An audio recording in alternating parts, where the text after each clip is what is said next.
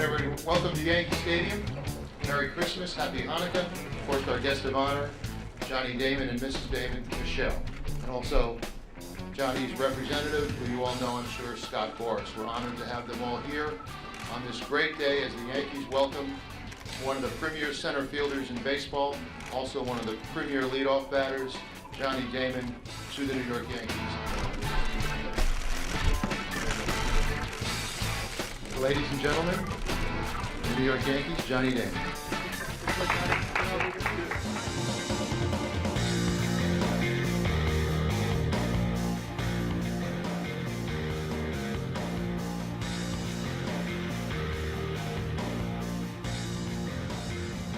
Okay, Johnny Damon. A couple things I think we want to point out as we get ready for our meetings with a variety of teams on Johnny. The key thing I want to find out here is to say how important was a leadoff man to the Yankees in '98, and why wouldn't a leadoff position be important now? And I believe there's a disparity between what Jeter's doing now out of the leadoff spot and what he could have done and or did do in the second spot.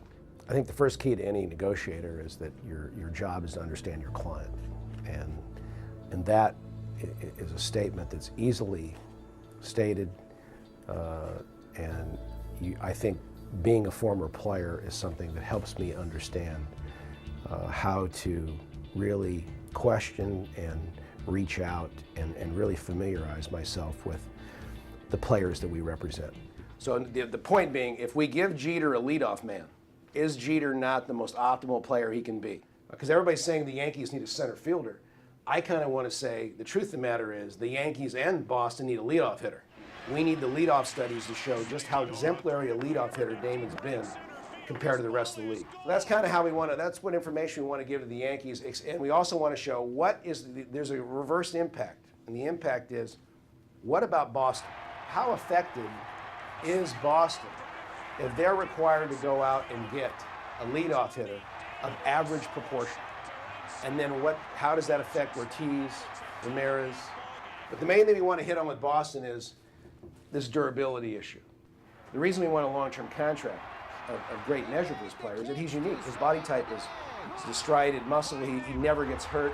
The reason he can go out and play and do all these things, his legs and his core are different than the vast majority of major leaguers, and you can't treat him like other major leaguers. He's the best risk investment of any player past 30 in the major league since Ripken. That's what I think we want to talk about.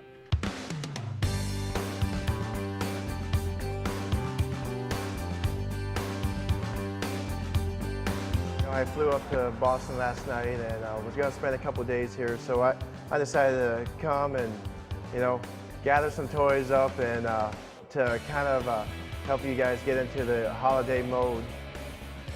Hope you guys get the toys you want, and I hope you guys have a Merry Christmas, Happy Holiday season.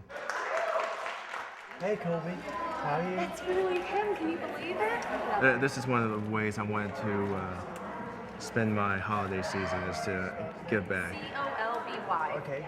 That's the important thing. You bring smiles to their faces. I mean, that's pretty much why I'm doing this. This is what you want? Yes? Boston's meant so much to me over the years, and I just wanted to show them how much I care and appreciate them. So I hope all these kids are happy.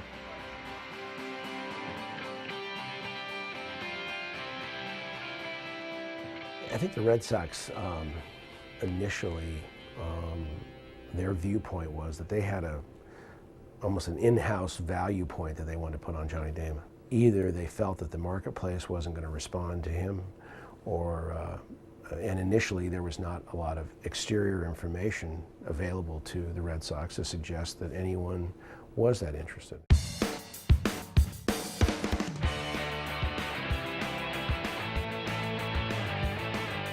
Well, we need to develop this Yankee package to, because I'm sure with Cash we'll have a meeting, and maybe even later with George, to talk about why Damon is such a huge, he's a huge value for them, and really covers the leadoff position, because the leadoff position is what they're lacking the most. Well, this kind of said, this is now performance and durability mixed in, that for a player to do it 8 or more seasons with 100 runs and 130 games. Look at those names: Aaron, Gehrig, Mantle, Mays, and Musial. I think we're now learning what kind of player Johnny Damon is. That's for darn sure. Everyone's going to come to you in this business, I think, and they're going to do diligence to say they're going to make an offer that's well below, because in their minds, why would I pay something that's not there? And our job was to go out in the marketplace and show that leadoff hitters do have this inherent value. Good. Well, let's add those sections to the book, and we're pretty much ready to go with Damon for the GM meeting.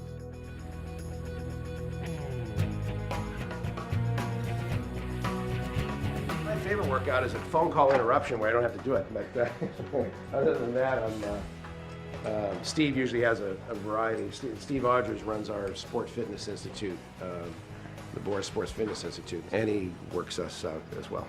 We want them to know what it feels like. Train them like the athletes.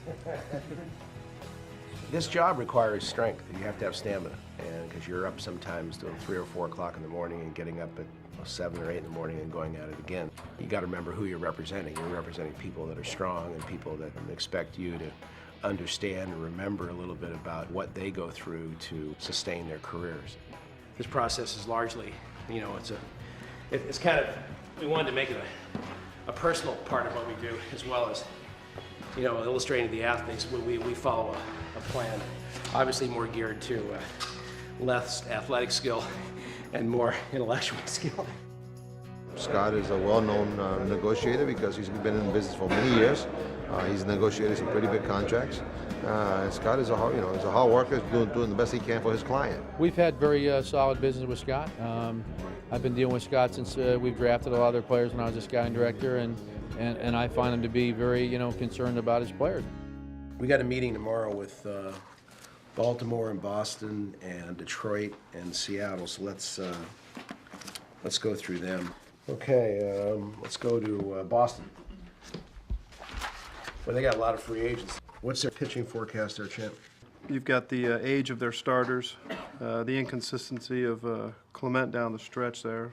I think they ought to go out and get another starter. I think the question with Boston is going to be whether or not they're real happy with the abilities of them to go into the postseason with what they have. Imagine if they're looking for a starter, they're going to be looking for, a power pitcher like Millwood or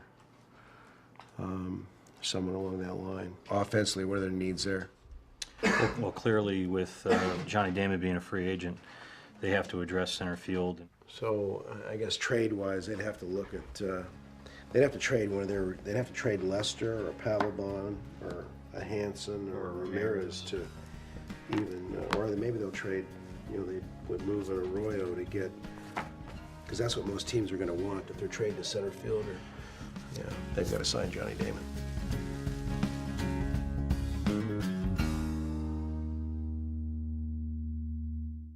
Chase is built around the choices you make. Your choice, your Chase.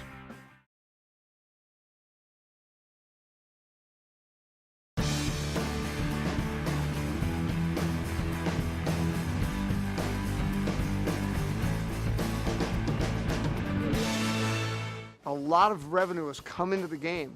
The MLB.com, you've had the international marketing. All of a sudden, we're flooded with revenue. Every club will have to spend what they think they can afford to spend on players, and some will spend and many won't, and so we'll just see what happens. But look, free agency is good for baseball. Usually the owners and the general managers especially like to drive the market, the pace of the market. They want to get things done quickly. Not this year. This market belongs to the agents and their players.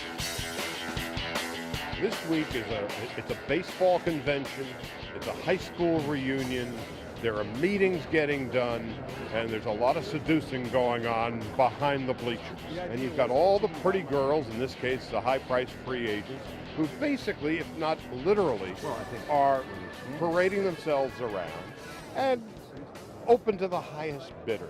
And who's going to take me to the nicest restaurant tonight, and who am I going to go home with? And then you've got the agents who are representing all these players who are trying to make the best deal and get them to that best restaurant. And that's what's going on here. It's a dance. We all understand it. And, save the last dance for me. Can we get a hold of Kenny here? Because I got to call him and let him know that the owner approved this contract and that we are prepared to sign off on it. You know, Kevin Millwood led the American League in earned run average, and the Texas Rangers had a need for pitching. And we also had a client that was leaving their team who was frankly their #1 starter in Kenny Rogers. So we knew that they had a big hole to fill. And we knew that Kenny Rogers wasn't returning to Texas. Today's kind of media day. We've been locked up in our hotel room for 3 days, about 18 hours a day. We really haven't had a chance to talk to all the members of the media, and we have some press interviews we have to do. So we usually after your third, fourth day in the winter meetings, it's a time where they really want to hear from some of the sources what's going on, because they've been making up things for about 3 days, so it's been difficult for them. There's not many players that sign a free agent contract and go to Boston and say, I achieved every objective I intended to achieve there, and that means we're in the World Championship, and Johnny Damon's done that. Does the A.J. Burnett signing kind of set the bar? Were you even waiting for that, or did that even matter to you and your clients? No, Kevin Millwood for us was the premium guy in this marketplace, because he's a 3-time 17-game winner. He's 30 years old. And the other thing about Kevin is he's crossed borders where he's done tremendous in the American League and in the National League. There's always a presence about Scott Boras at these things.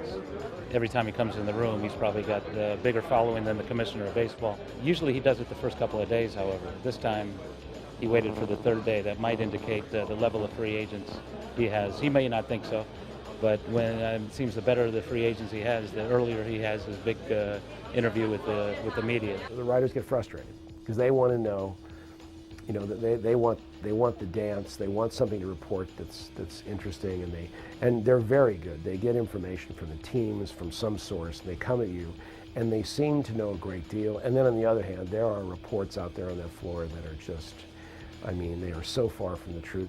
It's been that kind of week where stuff has happened, but those big, spectacular names you thought would be gone, they didn't. People are under the misconception that if it doesn't happen at the winter meetings, it's dead. And when the fact is, this is really, for a lot of teams, a place to lay groundwork.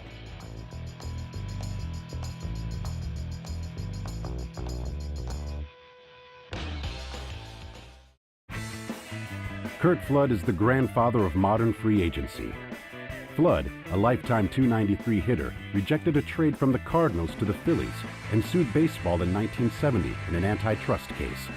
The Supreme Court ruled against Flood, but enough pressure remained, and in 1975, free agency was born.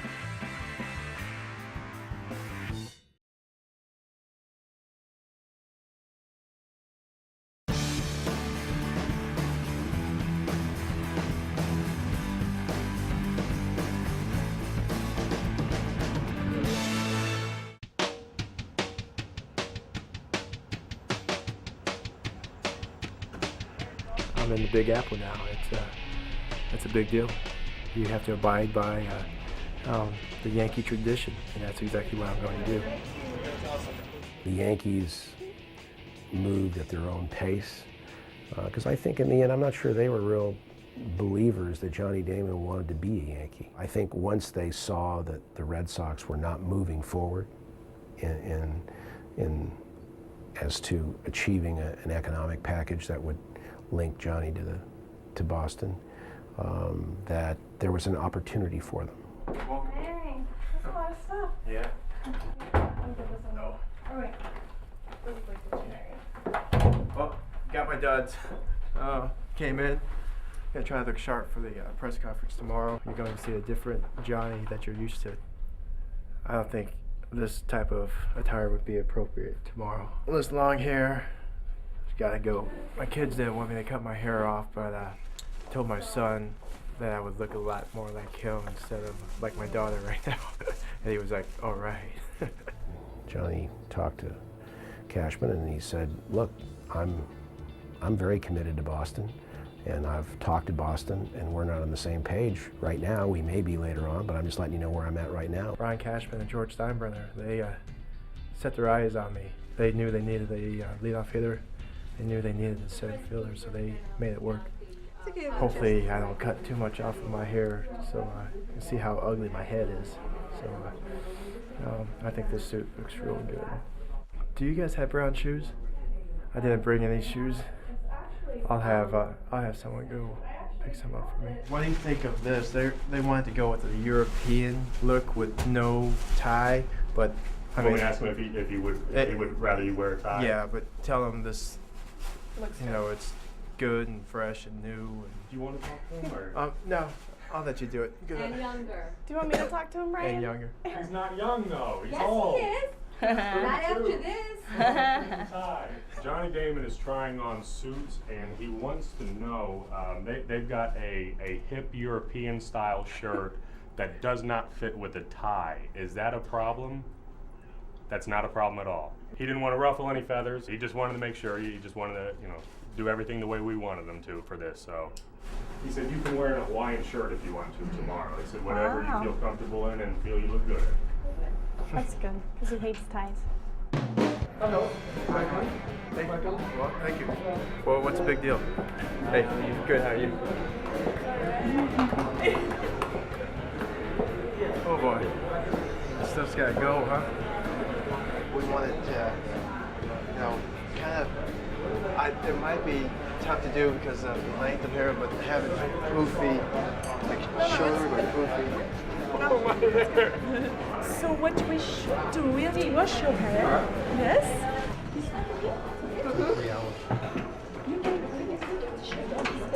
Okay. Okay, and just leave the pants on? Yes, that would be a good idea, Monsieur le Rebelle.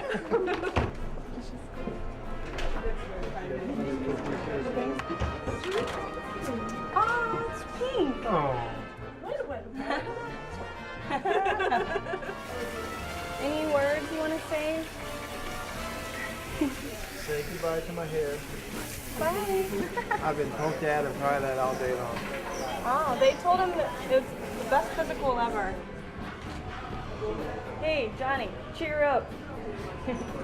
After this, we're going to go and rest, go and hide for a couple weeks. I think we're going to leave it like this, flock of seagull, like Giambi's the man, nicest guy in the world, do anything for you. I like to be around when he wins his first world championship. I like to be around when A-Rod does, and I love to be a part of it. Well, the first guy I got in touch with was A-Rod.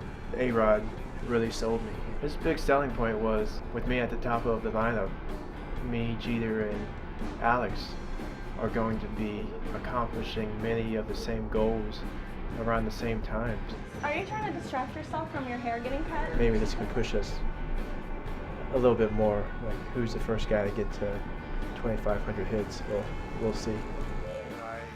Still a rocker. Still a rock star. That's all that matters. Okay. Very nice.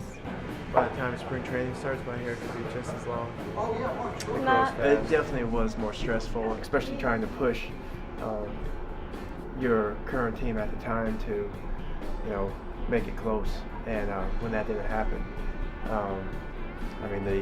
my next best option, oh my goodness, was their rivals. It's a lot of hair, huh?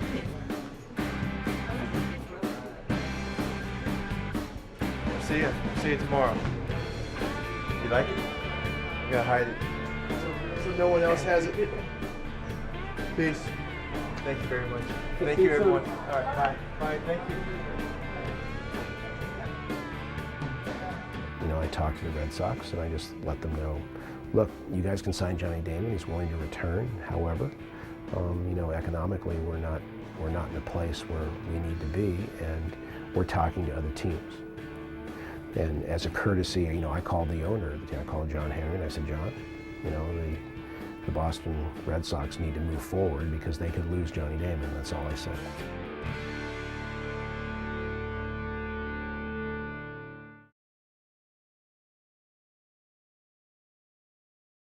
Chase is built around the choices you make. Your choice, your Chase. The Texas Rangers figure to look a whole lot better every fifth day. They've reached a preliminary agreement with Kevin Millwood. I'm glad I'm not a free agent anymore.